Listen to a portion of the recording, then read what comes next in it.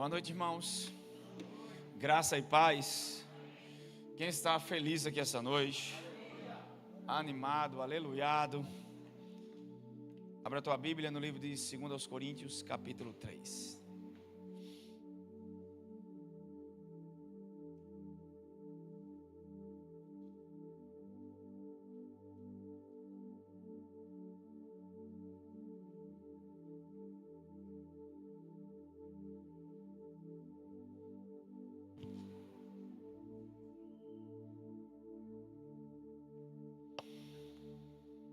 Você já falou com a pessoa que está do seu lado essa noite? Dê uma boa noite para ela.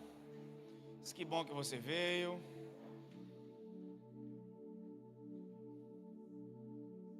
Aleluia. Estou com muita expectativa aí para sábado. 19h30 vai ser. Eu acredito que já vai fazer. Acho que faz mais de um ano, né? Que o céu não vem para cá. Acho que o ano passado foi no mês de maio. Algo desse tipo.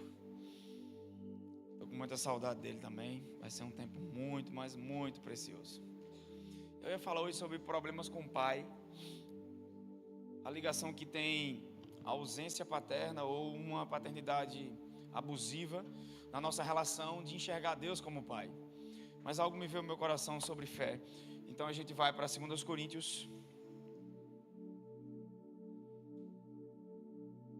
capítulo 3.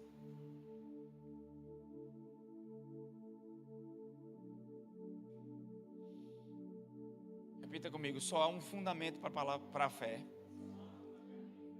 A palavra viva de Deus.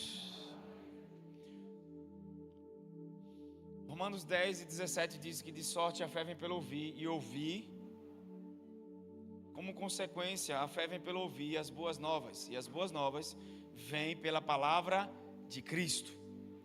O que é a palavra de Cristo? A revelação da nova aliança. Então, 2 Coríntios capítulo 3, vamos começar do verso 5. Quem ama a palavra de Deus aqui essa noite? Sei que algumas pessoas dizem eu amo, mas nem lê, né, irmão? O negócio é sério. Só para constranger mesmo, né? 2 Coríntios 3, 5 diz: isso aqui é o caminho, Paulo nos ensinando o caminho para a fé, ou o caminho da fé. Porque se a fé vem pelo ouvir a palavra de Deus, como que Abraão se tornou o pai da fé, que não tinha palavra escrita, não tinha Bíblia, e nem tinha mensagem no YouTube para a gente ouvir?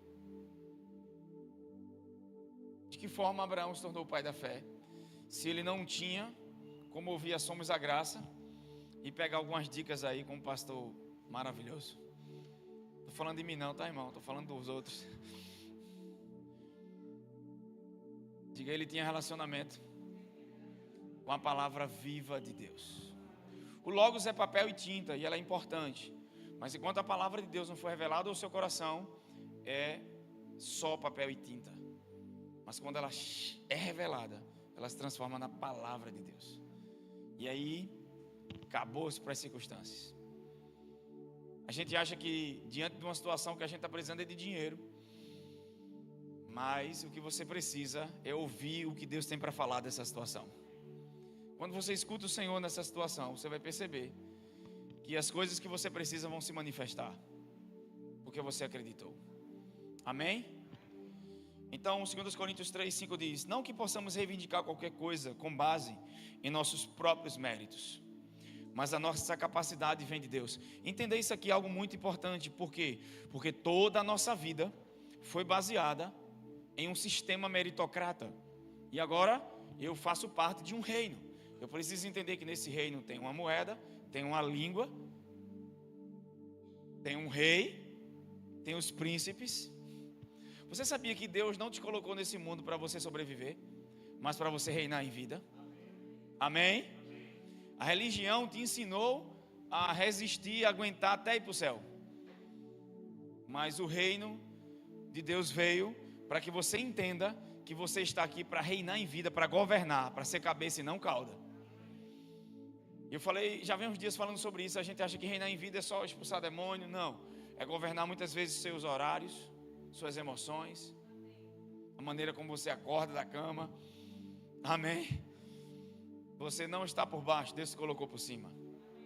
E eu queria, Romanos 5:17, só para colocar um fundamento aqui. Romanos 5:17. A gente vai abrir um pouco a Bíblia hoje. Algumas estão empoeiradas, outras estão no iPhone, iPad, né? Aqui no meu tablet eu acredito que eu tenho 3 a 4 Bíblias, versões. Em casa eu gosto do papel, de escrever, rabiscar, marcar. Eu acredito que eu tenho 8 a 9 versões de Bíblias. Romanos 5:17 diz: pois se pela transgressão de um só homem, aqui está falando de Adão e da queda do homem, da humanidade, que Adão não caiu sozinho, a morte reinou por meio desse, muito mais. O resultado e o efeito do novo nascimento tem que ser muito mais poderoso do que aquilo que a gente vivenciou na experiência do nascimento carnal e humano vindo de Adão, da queda de Adão. Então, o que é que Paulo está dizendo? Que agora a graça vai fazer o inverso na sua vida. Você não entendeu? Haverá um inverso radical da parte de Deus na sua vida. Toda área que você foi preso, Deus vai trazer graça suficiente para que nela você reine, governe e ajude pessoas. Toda dor e ferida agora vira cicatriz e cura para os outros, não só na sua vida. Quando você entender o que aconteceu em Cristo, sua vida nunca mais será a mesma. Não tem comparação aquilo que o diabo fez com aquilo que Deus faz na sua vida. Pastor, você não sabe o quanto eu sofri, mas agora se prepare, porque agora o que Deus vai fazer é muito maior. É super abundante. Aí ele diz, muito mais os que recebem. Ele falou conquista ou recebem? Os que receberam ou conquistaram? Conquista é resultado do esforço humano. Fé aqui é lambando, receber. Você não conquistou esse favor, você recebeu por causa de Jesus. Por isso que a gente lê um texto aqui, em 2 Coríntios 3:5, que diz que não que possamos reivindicar qualquer coisa com base nos nossos esforços, ou seja, não é meu esforço, não é meu ato de bondade, minha meritocracia que fez com que Deus me favorecesse, foi o que Jesus fez naquela cruz. Tem um GPS celestial em cima de você, para atrair favor e bênçãos para onde você vai. O maior problema da igreja não é o diabo, já foi vencido, Hebreus 2:14. Não é o pecado. Amém? Hebreus 9:26. O maior problema da igreja é mentalidade errada. Você faz parte de um reino com a mente antiga. Tua maneira de pensar totalmente errada. Amém? É igual o povo de Israel, saiu do Egito, quando vai entrar em Canaã, a mentalidade errada faz você olhar para os desafios, para os gigantes e dizer, são maiores do que nós. Não, a mentalidade certa de Josué e Caleb olha e diz, espera aí, olha o que Deus vem construindo, desde o Mar Vermelho se abrindo, até a chegada daqui. Pelo contrário, nós vamos entrar e possuir. Você pode levantar a mão para cima e dizer, eu não vim de tão longe para parar e morrer na beira do caminho. Diga, Deus não me trouxe até aqui para parar agora. Aquele que começou a boa obra, Filipenses capítulo 1, verso 6, ele vai concluir. Agora você precisa permitir como? Acreditando, somente acreditar. Se Deus pedisse uma coisa difícil para você, ele disse, somente creia. Amém? Igual ele disse para Jairo ali, quando a filha dele estava doente, foi chamado Jesus em Marcos 5, para ir na casa de Jairo, o chefe da sinagoga. Aquele cara relutou para chamar Jesus, chefe da sinagoga, conhecedor da religião. Ouviu falar de um Jesus, ele disse, espera aí, a esperança agora é ele. Às vezes você é chefe numa área, sinagoga, mas em outras você não está governando. Todo mundo tem uma área que precisa de Jesus. Eu não sei vocês, mas todo mundo tem uma área que precisa de Jesus. Na sinagoga ele era chefe, mas sobre a doença da filha ele não tinha poder algum. E aí Jesus disse, eu vou curar ela. Vou lá. No meio do caminho uma mulher interrompe tudo. Tem que ser uma mulher, né? Mulher é ousada, mulher... Pô. Você sabia que a tentação do Éden veio para a mulher e não para o homem? Sabe por quê? Não sabe, né? Deus nunca disse para Adão, vou pôr inimizade entre você com a serpente e o homem. Porque ele disse, porém inimizade depois da queda entre você e a mulher. Inimizade ali não é ser inimigo, gente. Porque às vezes você é inimigo de uma pessoa hoje e amanhã você perdoa e está junto. Ali é nunca concordarão. Então o diabo disse, a mulher é muito forte. vou usar a cultura, vou usar o sistema para calar ela, para que ela não tenha voz. Porque se as mulheres realmente rugirem como leoas, quem caça é o leão ou a leoa? Por quê? Só que uma leoa sedada não serve para nada, né? O trabalho do inimigo é sedar as mulheres, porque há força e graça na vida das mulheres que você não tem noção. Olha, observa ao longo da cultura, a mulher não podia votar, não podia falar. E os países que a mulher não tem voz, é uma desgraça, porque ela exerce poder de influência. Amém? Vamos voltar para aqui. Então, os que recebem da abundância da graça e do dom da justiça reinarão por intermédio da identidade de Cristo. Quando você descobre sua identidade em Cristo, você recebe da abundância da graça e do dom. Essa graça é favor imerecido, você não merecia.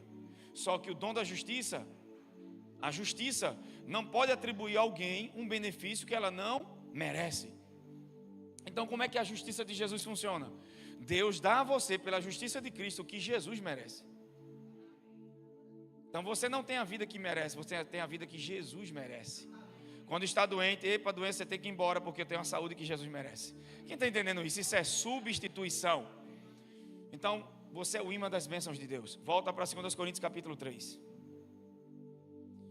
Desde criança, teu cérebro foi acostumado com a meritocracia. Então, entender isso aqui de Romanos 5, precisa de revelação. Romanos 1:17 diz: no Evangelho se revela a justiça de Deus, como está escrito: o meu justo viverá pela fé. Então, fé na nova aliança é fé para a justiça. Quanto mais você crê que é justo em Cristo, mais as bênçãos se manifestam. O problema é que você acorda de manhã e diz: eu sou a justiça de Deus em Cristo. Eu vi, essa semana pedi até a Danilo para salvar o vídeo, para passar na igreja. Uma pesquisa que fizeram com crianças. Pegaram 2 potes de arroz e colocaram num lugar e pediram a um grupo de crianças para amaldiçoar um pote, falar mal do pote, e o outro só abençoar. Incrível, o pote de arroz apodreceu com as palavras negativas, e o outro estava intacto, até ficou melhor. E aí você fica falando para você mesmo: eu estou gordo, eu estou feio, meu cabelo está caindo, minha vida é uma desgraça, e tal, e tal, e tal, e tal. E Jesus disse: se você disser e não duvidar no seu coração, mas crer que se fará o que disser, tudo que disser lhe será. Porque toda a nossa vida é sustentada por crenças, e nós temos crenças de meritocracia e não sabemos. É por isso que muita gente aceita a lei de Moisés, que é impossível de viver por ela. Nós somos crentes da nova aliança, tá, gente? Somos gente da nova aliança. Onde é que começa a nova aliança? Com a morte e ressurreição de Jesus em Atos 2. Mateus, Marcos, Lucas e João é Novo Testamento, porém Jesus está sobre a velha aliança, manifestando a nova, manifestando graça, mas cumprindo a aliança anterior. É em Atos 2 que o Espírito Santo desce e inaugura-se uma nova aliança. O problema da igreja é que a maioria dos crentes, o maior inimigo dele é a falta de entendimento. Oséias 4:6 diz: o meu povo sofre porque ele faltou? Não, porque o país está em crise, porque tal partido está governando. Por falta de entendimento, as pessoas estão sofrendo, o povo de Deus principalmente. Toda área que o conhecimento revelado não chega, a fé não pode ser exercida. Tem alguém comigo? Então, o maior problema da gente não é o diabo, é a ignorância. Muitas vezes a gente vê isso até na própria igreja. Pessoas alienadas, massa de manobra, onde muitos líderes abusam e usam pessoas usando o sistema religioso. Por isso que Jesus, quando vem, os fariseus ficaram totalmente indignados, porque eles usavam o sistema para se beneficiar. Eles queriam ser intermediadores do povo com Deus, e agora Deus com eles na terra, eles não queriam essa coisa. Eles têm que vir a mim primeiro. Não um Deus que está andando, fazendo milagre, multiplicando pão, comendo com eles, vivendo com eles. Não, esse Deus aí nós não queremos. Queremos Ele lá, e a gente aqui, para que o povo venha até nós. Sejam dependentes de homens e não de Deus. Só que o Evangelho vem para te tornar dependente de Deus e não dos homens. Então, o Evangelho não é uma vida religiosa, não é uma vida cheia de regras. Jesus não veio para te dar uma regra, veio para te dar um pai, veio para te dar relacionamento. Amém? Só que você cresceu desde a infância, seu pai e sua mãe dizendo o quê? Se tirar 5 em matemática, não vai ganhar 10, não vai ganhar presente. Se tirar 10, então a gente, sem perceber. Por exemplo, vou dar um exemplo para vocês. Eu vejo muito disso. eu odiava coisas que meu pai fazia quando a gente era criança. A forma como meu pai nunca foi de bater, ele só gritava. E eu dizia, meu Deus, meu pai grita, e parecia que ele era um trovão dentro de casa. E eu me lembro quando minha filha era pequena, sem perceber, eu também nunca fui de bater, esse tipo de coisa, mas eu estava gritando da mesma forma. Eu repudiava o comportamento do meu pai, mas eu acabava repetindo aquele comportamento. Por quê? Porque a gente aprende com exemplo e não com palavras. Muitas coisas que a gente nem gostava na nossa casa, a gente acaba reproduzindo, porque o sistema de crença vai adquirindo pelo que ouve, pelo que vê, pelo que sente. E sem perceber, a nossa mente foi programada em um sistema natural e humano. Por isso que Paulo, Romanos 12:2 diz, não vos conformeis com esse mundo. Mundo ali não é o planeta, gente. É uma ideologia, é uma filosofia. É uma ideia que é plantada, incutida na gente. Sobre tudo. Sobre, por exemplo, se você não casar, não é feliz. Era isso, se você não casar, não é feliz. Sério. Paulo ficou solteiro a vida toda e foi o mais feliz da terra. Amém? E também tem muitos casamentos saudáveis e felizes. Amém? Você não é feliz até porque felicidade é uma coisa contínua. Então, isso é uma crença. Se eu não tiver isso, eu não vou ser feliz. Se eu não conseguir isso, eu não vou ser feliz. Paulo estava preso dizendo, eu sei passar toda e qualquer situação. O sistema da gente de liderança do global é diferente. Jesus chamou pessoas que ninguém chamaria para ser líder. E sabia que Judas ele traía, ainda trouxe Judas para perto. Então o reino de Deus é o oposto. E se minha mente for velha, pensando de acordo com o mundo, eu vou estar dentro desse reino, sem fluir bem, principalmente sobre a graça de Deus. Muita gente não desfruta das coisas de Deus porque acha que não merece. Colossenses 1:12, por favor. Não sei se é essa versão. Dando graças ao Pai, que nos tornou de participar da herança. Diga, eu tenho uma herança. E o que torna você digno é quem? Foi o Pai que te tornou digno por causa da oferta que Ele ofereceu para você. Amém? No Velho Testamento, todo pai de família, quando ia chegar o momento de apresentar o cordeiro para perdão, para o pecado ser encoberto, a Bíblia diz que era uma festa enorme, a história, né? Porque eles levavam um cordeiro sem mancha e sem defeito, apresentavam ao sacerdote, o sacerdote analisava o cordeiro e não o ofertante. O ofertante poderia ter pecado, errado, falhado, era o cordeiro que era analisado. Amém? Se o cordeiro fosse perfeito, a oferta era aceita, o ofertante era abençoado. E a maldição que estava sobre o ofertante, o pecado, seja o que for, era imputado no cordeiro. Um animal era morto na hora pelo ofertante, e um outro animal era levado pelo deserto. Um animal que representava toda a nação, ele era levado para o deserto e lançado sobre aquele lugar, esquecido e abandonado. Foi o que aconteceu com Jesus na cruz, a troca de vinda, ele foi abandonado pelo Pai para você ser aceito pelo Pai. Amém? Só que por que eu estou dizendo isso? Porque entre você e Deus tem uma oferta perfeita, Jesus. Diga, eu tenho uma condição aceitável diante do Pai. Diga, Jesus Cristo é o Cordeiro perfeito. Você pode não ser perfeito, mas sua oferta é perfeita. É por isso que você colhe as bênçãos de Deus, amém? Mas só que a gente aprendeu em um sistema meritocrata que tudo que eu tenho que ter tem que ser com muita luta, com muito suor, com muito esforço. E quando você vai à igreja escutar sobre graça e favor de Deus, por que você não consegue confiar? Porque o seu cérebro se acostumou com o quê? O mundo dizendo para você, é difícil, é com dor, é com suor e tem que sofrer muito. Então, ter algo fácil para você é impossível. Só que isso aqui, para nós, é fácil, mas porque Jesus aguentou. É por isso que a revelação do Evangelho é sobre o amor de Deus. Não sobre o nosso amor para com Ele, mas o amor dEle para conosco. Amém? Então, Paulo está dizendo em 2 Coríntios. Aqui em Colossenses ele diz que Deus nos tornou digno. Sabe que muitas vezes você não desfruta de algo de Deus que você acha que não merece. Só que, realmente, pela lei mosaica, que é os 10 mandamentos que virou 613 regras, tudo que a gente fosse obter de Deus tem que ser através da nossa obediência e nosso esforço. A nova aliança que eu obtenho de Deus é através do que Jesus fez. E a única coisa que é requerido da gente é crer no que Ele fez. É difícil isso? Difícil uma vida pela lei mosaica, que também a lei mosaica não foi para a igreja, não foi dada para os gentios. Paulo diz em Romanos, ele começa capítulo 1, 2 e 3, falando que todo mundo estava debaixo de algo, debaixo de uma dispensação. Os gentios tinham a lei da consciência, os judeus tinham a lei mosaica, e a igreja tem a dispensação da graça de Deus. Amém?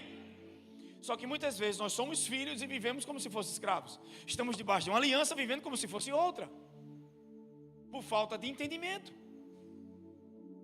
Então nós somos gente da nova aliança. Diga, nós somos gente da nova aliança. E meu irmão, deixa eu te dizer uma coisa. Se você entender essa aliança, é uma aliança baseada em graça, favor e misericórdia da parte de Deus. É a fidelidade de Deus. É o amor de Deus revelado em Jesus. E todos os dias Deus quer que você entenda que Ele ama você e que Ele cuida de você. Só que o seu cérebro está te sabotando por causa de crenças erradas, porque você não renova sua mente com a palavra. Volta para 2 Coríntios. Ainda estou no versículo 5. Jesus. Capítulo 3, verso 5. Eu não ia nem pregar sobre isso. Não que possamos reivindicar qualquer coisa com base em nossos. Então muitas vezes você vai orar: Deus, olha o quanto que eu jejuei. Deus, olha o tanto que eu vou à igreja. E tem muita gente assim, viu? Como posso estar passando por isso?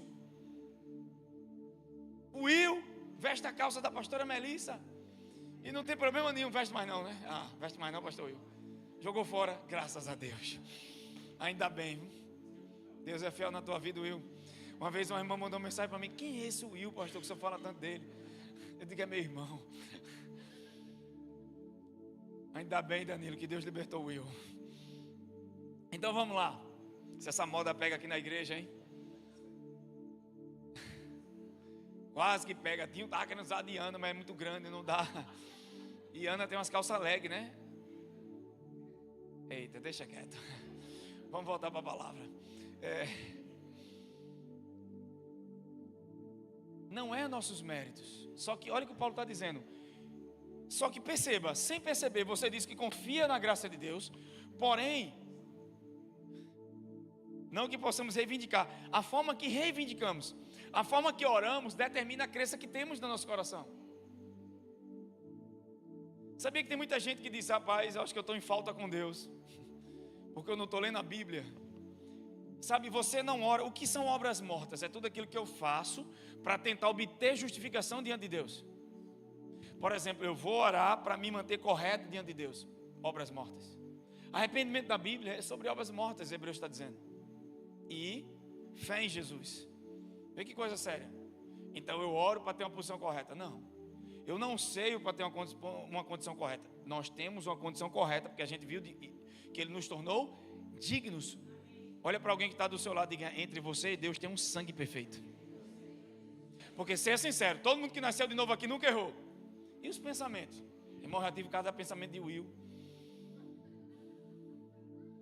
Aquele pensamento, né, que vaga na nossa mente. Já pecou.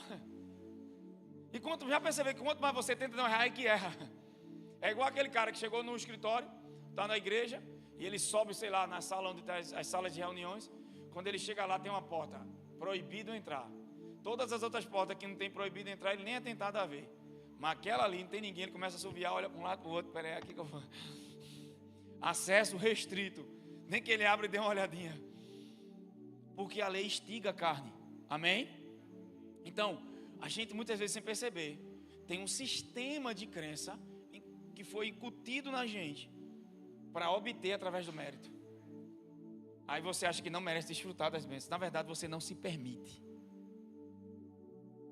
Só que chegou a hora de se permitir e chegou a hora de desfrutar, porque seu Pai Celestial é muito bom.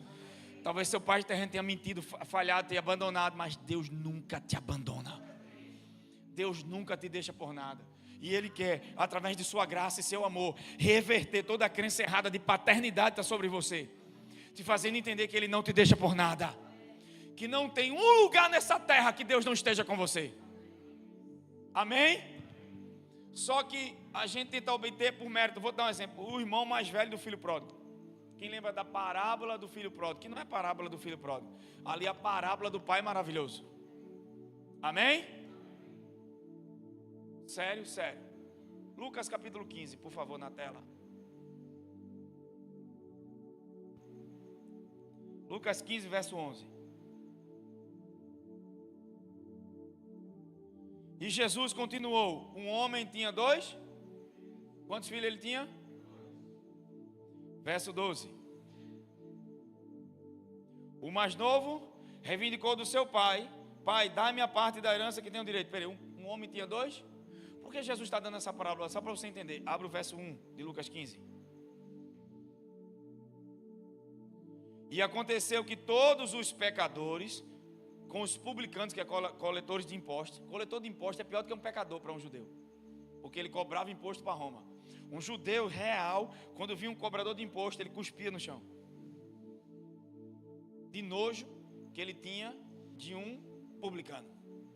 Porque além deles cobrar imposto para Roma, eles cobravam coisa indevida e a maioria ganhava muito dinheiro. Por isso que Zaqueu, quando se converteu, disse: eu vou dar metade dos meus bens e aos pobres, e a quem eu tirei alguma coisa eu vou retribuir em dobro, porque a graça abre o coração. Amém? Jesus não pediu para ele fazer aquilo, mas quando a graça e a revelação dela chega, corações são transformados. Eu tenho testemunhos de pessoas na igreja que na religião viveram abuso, sofreram, não queriam nem saber mais de Jesus, e começaram a ouvir a mensagem do Evangelho, da graça de Deus, e elas tiveram uma vida radicalmente transformada, sério. Suas famílias, lares, forma de pensar, forma de se relacionar com Deus mudou completamente. E aqui, fazendo parte dessa igreja, pessoas que tinham até vícios foram libertas. Aí ele disse: e aconteceu que todos os pecadores, como os coletores de impostos e pessoas de má fama, estavam se reunindo para ouvir. Seja sincero, você ia para uma reunião dessa com sua mente religiosa? Tem muita gente, que imagina Jesus igual um político. Jesus ia surpreender muita gente se ele estivesse hoje na terra. Ele ia entrar em lugares que você não entra não, viu? Onde é que Jesus estava? Com pessoas de má, porque aqui tinha prostitutas. Tinha gente que a religião diz: se apartem deles, eu sou muito santo, não posso ficar perto dessas pessoas. Aí Jesus, o santo dos santos, o super saiyajin santo, vem para a terra em forma de homem, e com quem ele senta, come e bebe, com quem ninguém quer sentar, com quem ninguém tem que falar, porque o evangelho não exclui, o evangelho liberta. A religião criou um patamar, por isso que muita gente quer ir para a igreja, porque ela se acha tão indigna, que fala: aquele lugar é tão santo, é tão perfeito, que eu não tenho como ir. Não, gente, santidade não está no lugar, santidade está naquilo que Deus produz em você. Amém? Não é o lugar que é santo, eu não preciso tirar as sandálias dos pés. Agora Deus te tornou santo em Cristo. O sangue dele te tornou e te colocou nessa posição de justiça. Aí ele diz: como os coletores de impostos e pessoas de má fama estavam se reunindo para ouvir Jesus. Verso 2. Aqui é um público, tá? Pecadores, coletores de impostos. Entretanto, os fariseus e outro público, fariseus e mestres da lei, o censuravam, murmurando: este saúda e se mistura com pessoas desqualificadas e ainda partilha o pão com elas. Sabe o que a religião faz? Olha para o cara e diz: opa, ali, como é que pode? O cara é crente, é pastor, é evangélico. Sabia que Deus não é evangélico? Não existe isso na Bíblia, é evangélico. Não se fira com minha palavra, tá? Biblicamente, não tem nada na Bíblia que diga que nós somos evangélicos. A Bíblia diz que nós somos filhos. A Bíblia diz que nós somos crentes. Amém? Evangélico não, eu não sou. Uma vez uma pessoa me parou no Rio Mar, e uma pessoa me... esse é meu pastor. Quando ele? Menino, você nem parece evangélico. Eu disse: ainda bem, eu sou filho. Aí quando eu comecei a falar, a presença de Deus veio no lugar, pessoas sendo curadas, palavra de conhecimento. Ela disse: rapaz, vendo sua aparência, eu não dizia nem que você era evangélico, mas quando você começou a falar, eu senti uma coisa tão diferente. Por quê? Porque as pessoas olham, a religião nos ensinou a olhar estereótipo. Deus olha para o coração. Amém? Eu queria que você olhasse para a pessoa mais linda que está do seu lado aí. Não precisa olhar para mim, em nome de Jesus. E diga para essa pessoa: Deus vê em você o que ninguém vê. Diga: sabe por que você está aqui essa noite? Porque Deus enxerga em você o que ninguém enxerga. E Ele te chamou para algo extraordinário. Deus te ama demais. E independente do que as pessoas acham de você, diga: estou nem aí. O importante é que o meu Pai Celestial pensa a meu respeito. E Ele disse: eu é que sei o que eu penso sobre vocês. Isso é pensamento de paz, de bom. As pessoas olham para Paulo e dizem: é um assassino. Deus olhava e dizia: vai ser o maior escritor da nova aliança. Olhava para Moisés: é um assassino. Deus via libertador. Você já imaginou? Se um cara matasse alguém, fosse preso, passasse anos foragido, depois de 40 anos, aparecesse, você conhecia ele no bairro e sentasse na igreja ao seu lado, como você se sentiria? Olharia e dizia: esse cara é assassino, né? Deus olhou para Moisés e disse: é o libertador de Israel. O que o mundo chama de assassino, Deus chama de libertador. Porque Deus sabe o que Ele vê em você. Tem muita gente que se acha quem, eu não sou digno. Deixa eu te dizer, existe entre você e Deus uma oferta perfeita. E Ele te ama demais para te deixar preso nessas crenças de meritocracia, de vitimismo, porque você nasceu para brilhar, gente. Está na hora de viver o extraordinário. Amém? Então deixa eu explicar isso aqui para a gente encerrar. Então tinha dois públicos. Tinha os caras da religião, mestres da lei e fariseus, e tinha pecador e publicano. Tem dois públicos. Continua. E aí mais adiante Jesus vai dar duas parábolas. A gente tem dois públicos. Jesus viu esses caras pensando que eles eram santarrães, e Jesus botou todo mundo no mesmo pacote. Verso 3. Foi então que Jesus lhe propôs a seguinte parábola. Aí vem a parábola do pastor. Qual de vós é o homem que, possuindo 100 ovelhas e perdendo uma delas, não deixa no campo as 99 e vai? Tem até uma música, né? As 99. Mas aí a revelação não entenderam. Vamos lá. No campo as 99 vai em busca da que se extraviou até que a encontre. Verso 5. Ninguém faz isso, só Jesus. Não existe esse pastor que faça isso. Amém? Deixar 99 boa para ir atrás de uma ruim. Não tem esse. Jesus é o único que fez isso. E assim que a encontra, coloca sobre os ombros, cheio de júbilo. A ovelha se perdeu. Ele deixa as 99 e vai atrás da que se perde. Verso 6. E rumo para casa. Ao chegar, reúne os amigos e vizinhos e anuncia: alegrai-vos, amigos, pois hoje encontrei minha ovelha. Verso 7. E eu vos afirmo que da mesma maneira haverá muito mais alegria no céu por um pecador que se arrepende do que por 99 justos que não. Jesus está falando de arrependimento. Em que momento a ovelha se arrependeu? Ela não fez nada. A única coisa que ela foi permitir ser conduzida. Foi o pastor que a encontrou, foi o pastor que botou nas costas, foi o pastor que trouxe de volta. Diga: toda a obra da salvação parte da parte de Deus. Diga: seu papel é permitir que Ele te salve. Ninguém aqui foi bom o suficiente. Sabe, Deus olhou para o irmão que está acordado e disse assim: você é tão bom que eu vou te salvar. Foi assim? Não. Todo mundo estava no mesmo patamar. Quem está comigo? Todo mundo estava no mesmo patamar. E se não fosse por causa de Jesus, todo mundo ia para o mesmo lugar. Amém? Diga: graças a Deus pelo perdão que vem de Jesus.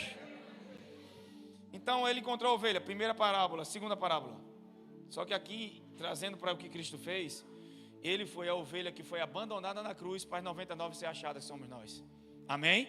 A troca divina. Jesus é abandonado para que as 99 fossem achadas, e somos nós. Verso 8.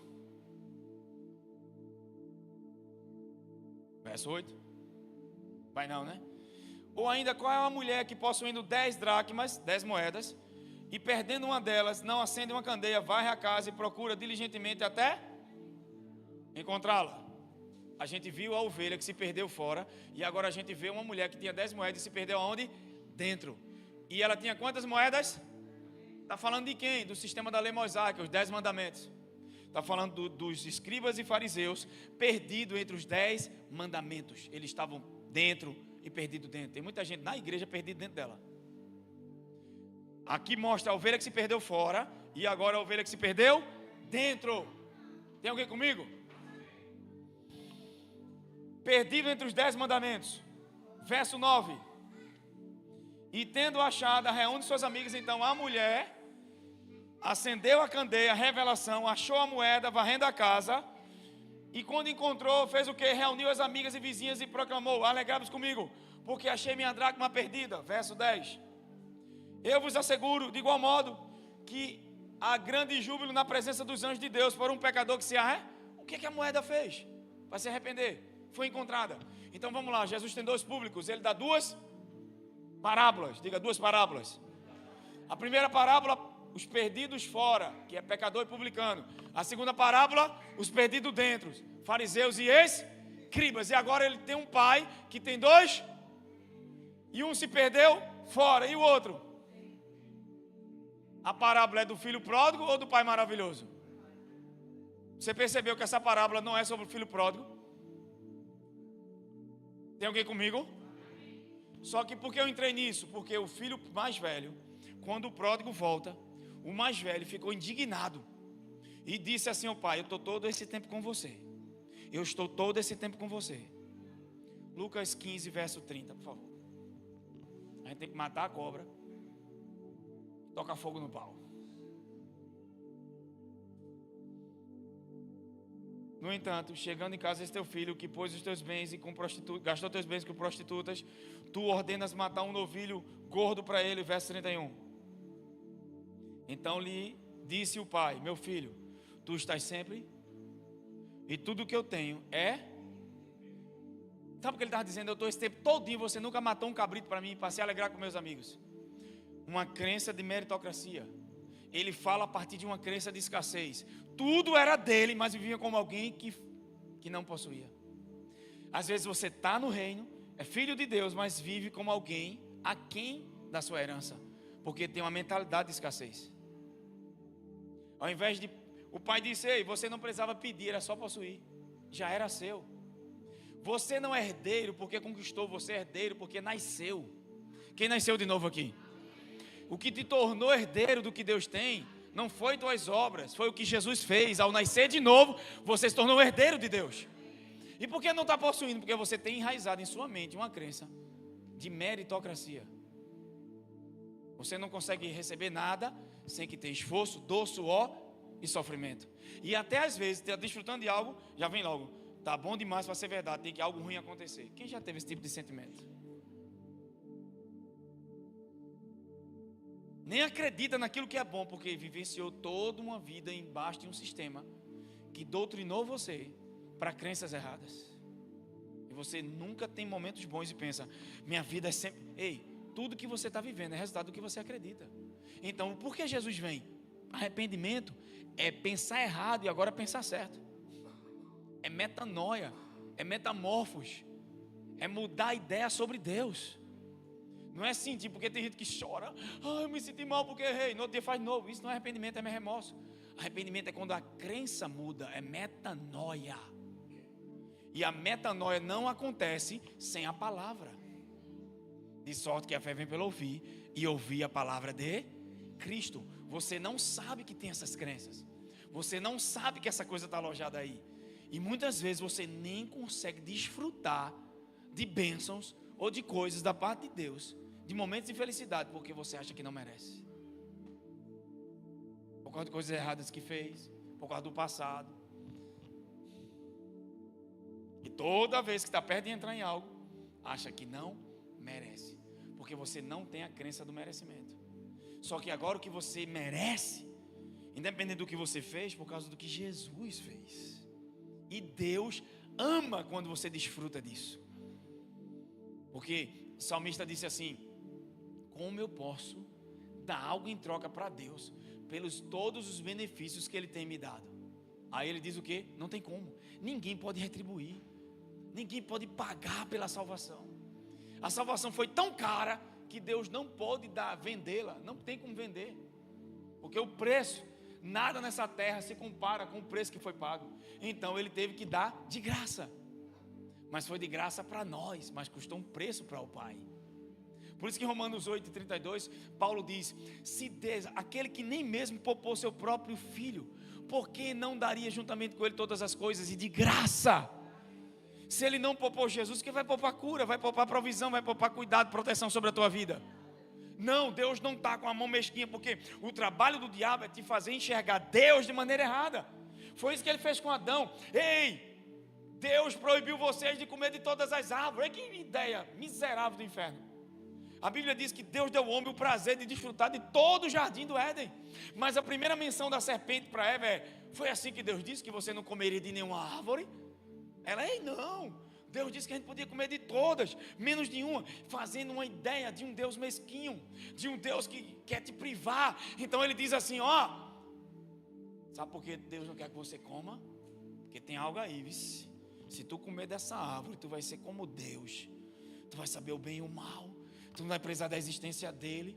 Então ele está escondendo o jogo para vocês.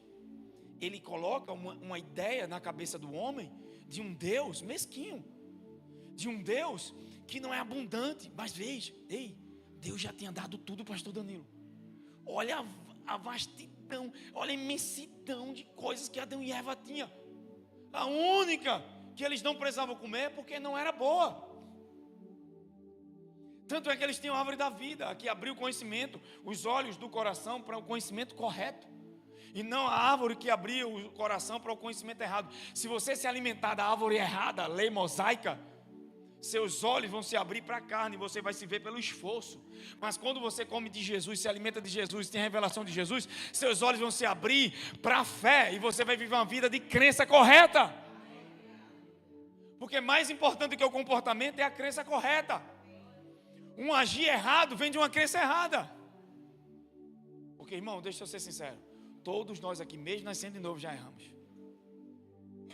Só que naquilo que a gente é bom, a gente tem uma tendência de julgar os outros. Nessa área eu não erro, então meto o pau naqueles que erram. Não, isso não é evangelho. O evangelho te faz chegar, se não fosse por causa de Jesus, vamos orar por eles, porque eles não estão vendo, não estão enxergando. Mas no dia que enxergarem, graça e favor vai se manifestar. Amém? Agora, porque eu entrei nessa mensagem que, na verdade, vou ser sincero, eu também não ia pregar isso. Eu ainda estou no versículo 5. A gente ia até o 18. 2 Coríntios capítulo 3. Aqui o texto. É porque tem muita gente aqui que já passou do tempo de desfrutar do melhor de Deus sobre a tua vida. Mas o seu sistema de crença precisa ser desafiado. E a imagem que você tem de Deus foi deturpada. Talvez era com relação àquela pregação que eu ia pregar. A ausência de um pai. Ou um pai abusivo, tirano. Te fez ser perfeccionista e acha que tem que estar sempre aquém, que tem sempre agradando. Não consegue agradar a Deus de nenhuma forma. Eu vi a história de um cara chamado Zeque. Ele estava com um filho em um lugar, tipo um parque. E ele de repente viu o seu filho gritar o seu nome. Papai, papai. Quando ele olhou para cima, ele estava em cima de uma rocha. E quando ele menos espera, o filho já pulou. E ele não deu nem tempo para agarrar. O filho caiu na grama, rolou. Ainda respirando, né, com aquele susto, com medo. Disse: meu filho, por que você fez isso? Ele disse: porque você é meu pai. De repente ele caiu a ficha. O filho sabia tanto quem ele era o pai, e o pai que ele tinha, o caráter do pai, que ele não teve medo de se jogar. Crianças que conhecem o seu pai celestial, toda pessoa, todo cristão conhece seu pai celestial, não vai viver uma vida com medo. Eles vão ser extravagantes e vão fazer coisas ousadas, independente do medo. Mas pessoas que não tiveram pais, que não conheceram seus pais, ou tiveram pais ausentes, ou pais abusivos, são pessoas inseguras para a vida. Isso é constatado pela ciência. E quando você fala Deus, chamar Deus de Deus é fácil, chamar Ele de Pai é difícil. Por isso que aquele filme A Cabana falou muito forte comigo. A primeira vez que eu assisti aquele filme A Cabana, eu ainda era religioso. Eu fiquei indignado. A forma que o autor apresenta o filme. O Espírito Santo era uma menina, Jesus era o carpinteiro, né, o cara que estava lá, e Deus era uma mulher. Por quê? Porque o cara que sofreu abuso do pai, ele não conseguia enxergar Deus como pai, então Deus se apresentou como uma mãe, como uma mulher ali. Depois foi que entendi o sentido do filme. Eu assisti aquele filme umas 10 vezes. Ainda vi o documentário na Netflix do cara que fez o filme, escreveu o livro. E aí é que você vai entender as crenças por trás de tudo aquilo. Porque muitas vezes, sem perceber, a sua relação com Deus está ligada a uma crença natural. Mas a sua relação com Deus tem que estar baseada na verdade do que Jesus fez. Amém? Você tem total acesso. Veja o filho pródigo, pegou o que tinha, achando que o valor estava nas coisas desse mundo. A Bíblia diz em João 15, que não ameis o mundo nem o que nele há, porque o que ama o mundo, o amor do Pai não está nele. Eu escutei muitas pregações sobre mundanismo quando me converti, e as pessoas sempre pregaram sobre o mundanismo de maneira errada, achando que mundanismo tem a ver com roupa. Não tem nada a ver com roupa, com maquiagem, com nada disso. Mundanismo, no próprio João capítulo 15, 1 João capítulo 2, verso 15 ao 17, explica que é a soberba da vida e a concupiscência da carne. Isso é mundanismo. E ele diz que essas pessoas estavam no mundanismo porque o amor do Pai não está. É a falta da revelação do amor do Pai que faz as pessoas andarem nesse tipo de estilo de vida. Por causa da falta de revelação, quando as pessoas descobrirem o quanto o Pai as ama, jamais elas vão trocar o Pai por qualquer coisa. Tanto é que o filho pródigo, quando perdeu todos os bens, em Lucas capítulo 15, ele olhou para a sua situação, comendo bolota de porco, e disse: espera aí, na casa do meu pai até os criados vivem bem. Então ele lembra da bondade do pai. Até quem trabalha para o pai vive bem. Vou voltar para lá e vou me oferecer para trabalhar, porque eu não sou digno de ser filho. Só que quando chega, ele pensa no discurso. Quando vai dar o discurso, o pai nem escuta o discurso, já abraça, dá um beijo, coloca um anel, bota a sandália e mata um cordeiro. Obra de redenção, amém? É isso que o pai fez comigo, com você. Matou um cordeiro por mim e para você. Mas não foi um animal, foi o seu próprio filho. E se ele não poupou Jesus, ele não vai poupar nada por você. Você não tem noção de como Deus ama você, de como ele é apaixonado por você, de como ele quer cuidar de tudo para você.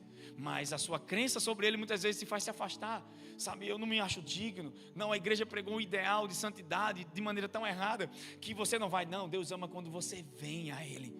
Deus não quer você com medo dele. Deus não está irado com você, nem está bravo com você, amém? O medo não leva as pessoas para Deus. O medo pode ser a razão que você vai até a Deus, mas só o amor te fará ficar. Então Deus quer que você o conheça, saiba quem Ele é. E diferente do filho pródigo que ensaia o discurso para tentar trabalhar para Deus, tem muita gente assim: não, vou trabalhar, vou fazer um monte de coisa e Deus vai me abençoar. Não, Deus te abençoa porque você é filho, amém? Segundo ponto, o irmão mais velho. Estou esse tempo todo com você, você deu tudo a esse seu filho mais novo, ele gastou os bens. E você nunca me deu um cabrito. O pai olhou para ele e disse: tudo que eu tenho é seu. Ou seja, uma mentalidade de escassez. Está no reino, tem o pai, mas não desfruta por causa de uma crença errada sobre o pai. Você não tem que merecer para desfrutar. Você precisa crer e entender que ele é seu pai, ele te ama e quer te curar, amém? Olha para alguém e diga: chega de perder tempo. Todas as promessas de Deus já tem um sim e um amém. Diga: pare de empurrá-las para o futuro e pare de ligá-las ao passado. Fé é para agora, é para o presente. Chegou a hora de desfrutar, chegou a hora de viver, chegou a hora de ter o melhor de Deus nessa terra. Quem está pronto aqui essa noite? Fica de pé, queria chamar o Ministério de Música. Aleluia, tem alguém comigo? Está pronto para desfrutar? Está pronto para abandonar essa mentalidade de escassez? O sistema diz: ore mais, jejue mais, espere mais de Deus. A nova aliança diz para você: você está pronto, está na hora de desfrutar. Levante-se e comece a brilhar. Quem está pronto aqui essa noite? Aleluia. Está na hora de abandonar esse sistema meritocrata. Feche os olhos. Eu queria orar com você. Eu sinto pelo Espírito algo aqui essa noite. Há um ambiente da presença de Deus nesse lugar. Uma vez eu estava no culto dizendo: eu vejo uma fumaça, eu vejo anjos. E uma pessoa disse para mim: rapaz, esse cara está mentindo, não foi, Elis? Até Deus abriu os olhos dele e disse: rapaz, não é que é verdade, Gleice? Quando eu olhei no culto, estava vendo também. Não sei como você chegou aqui essa noite, mas Jesus disse: olhai para as aves do céu, nem plantam nem semeiam, e o vosso Pai Celestial as alimenta. Deus é seu Pai, Ele cuida de você, amém? Ele disse: o vosso Pai Celestial. Ele não disse o meu Pai, ele disse o vosso. Ali ele está trazendo o sentido de paternidade para os seus discípulos. Você tem um pai. A palavra pai é muito forte. E no hebraico, no grego é Abba, que quer dizer paizinho. Que presença do Espírito Santo. Você pertence. Tem uma canção que diz: Abba, eu pertenço a ti, és tudo para mim, és a minha realidade.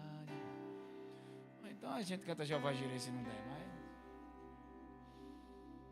o Senhor te trouxe aqui essa noite. Uma presença tão forte agora envolvendo tua mente e teu coração, porque eles foram bombardeados demais. Foram tantas pressões. Era para o teu sistema de nervo ter enlouquecido você, de tantas coisas que você já passou. Mas o Senhor quer que você entenda que você merece agora desfrutar. Esse sistema de crença, de merecimento precisa estar ajustado. Porque você ouviu tantas palavras, tantas coisas ao longo da vida. Mas o que Deus tem contigo é grande demais. O Senhor disse: não acabou. Estou longe de terminar com você. O Senhor está te curando de algo aqui essa noite. Cresce-me como se briandaraia. Eu sinto um som de cura muito forte saindo de mim. E a primeira cura é nas suas emoções.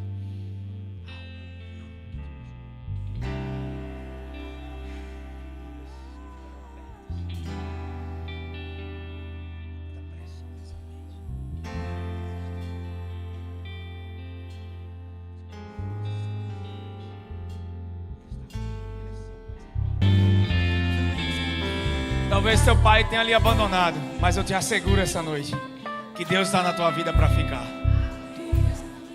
Oh, Espírito Santo, sinto a presença do Espírito Santo tão forte essa noite. Deus está abrindo portas para pessoas que estão aqui essa noite. Antes que esse mês se acabe, você vai ter notícias sobre portas, negócios que serão fechados.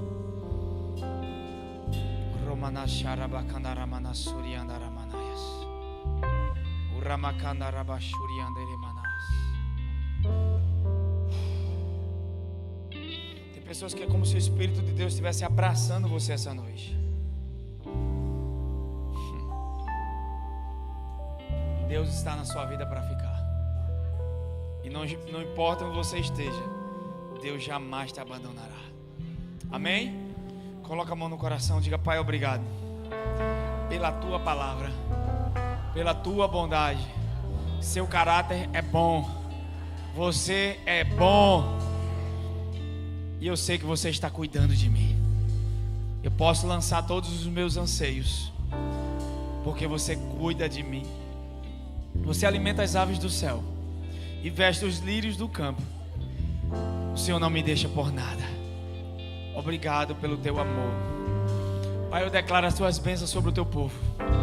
Que essa palavra que foi plantada germine e venha dar fruto. As 30, 60 e a 100 por um. Que haja revelação, que haja mudança de crença. E que a tua igreja possa desfrutar e entrar no melhor que você tem para eles. Porque a palavra que veio para mim essa noite é tempo de deleite. Tempo de desfrutar. Se veja, saiba que você merece. Por causa de Jesus você merece. Essa é a crença que tem que ser estabelecida na tua vida. E agora se permita desfrutar e viver o melhor que Deus tem para você. Dá a paz, abraça teu irmão com alegria. A gente jubila essa noite. Aleluia!